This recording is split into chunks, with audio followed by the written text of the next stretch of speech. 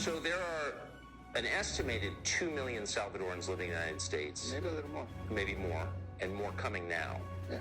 Why do you think so many people have moved from this country to the U.S.? Well, it's obvious. I mean, our country has failed to provide two basic things, which are the two main drivers of immigration, which is the lack of economic opportunity and the lack of security.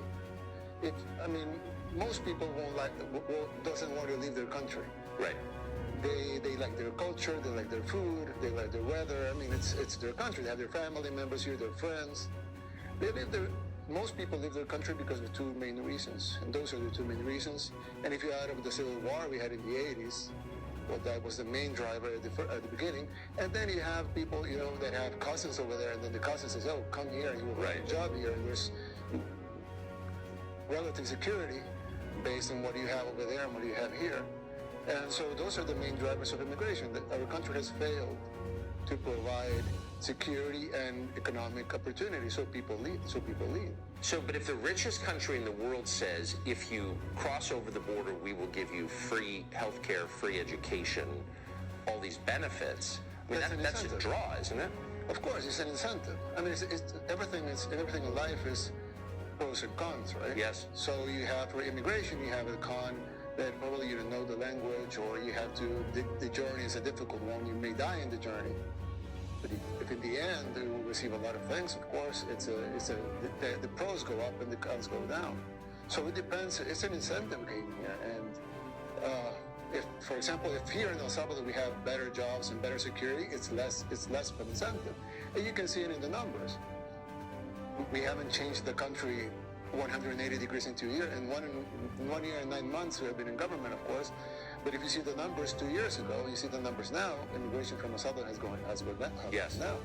And it's a couple of reasons, but one of the reasons is that we have improved security by 75%. I mean, the homicide rate has gone down by 75%, and the violent crimes have gone down by 75%. And economic opportunities are a little better than what they were before, 2 years ago. And there's a little more hope here that the future is going to be better. So that lowers the numbers. That's why you have caravans of 10,000 people going out of Honduras, and you don't have any caravans going out from El Salvador. But 2 years ago, El Salvador was bigger than Honduras in immigration. So you have incentives and drivers here, like I told you before, economic opportunities and security, and you have incentives over there. What you will find at the border, and what you will find inside, and with law enforcement over there. Losing energetic, risk-taking people is obviously bad for your country. You want to keep people like that here. Do you resent the fact that the United States has offered all these incentives for people to leave your country and go there? No, I've never resent that, but I just think that for a country, it's not profitable to get the people out. First, it's immoral. I mean, you need to provide for your people, right? That's the moral issue. But you also have an economic issue. If you send your hard-working people and your talented people and people that want to work, you want to risk it just to go and work. You want to keep them here because those will be the drivers of your economy. You don't want them there so they could send a remittance, which would be a small portion of what they will earn and what they produce. You want them to produce here. But you're talking about problems that have been there, and not only in El Salvador, but in a lot of countries in Latin America for the last 4 decades. And this immigration thing is just feeding on dependency on immigration on the countries that drive it. So it's not good for the United States, and it's not good for El Salvador. The best thing for both of us is to keep our people here and to provide for our people right here in our country. And that's what people here want. Yes.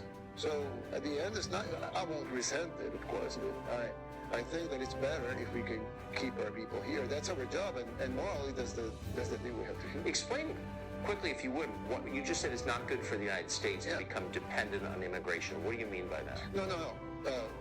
Latin American countries, if you don't provide for your people economic opportunities, if your economy is doing bad, if your security is doing bad, people are gonna leave.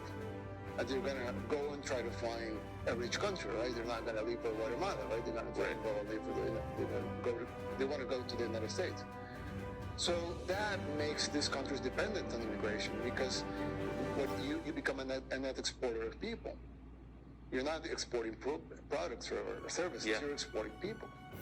So that makes your economy dependent on that, because then those people send money back to their home countries, which is not a good economic formula. But it makes the economies dependent on that. So when you keep these countries depending on that, the economy is like a vicious cycle. So it's bad for the United States because immigration will go up, and it's bad for our countries because people leaving the country will go up as well. So it's bad for both of us. Smart. Yeah. Thank you. Thank you.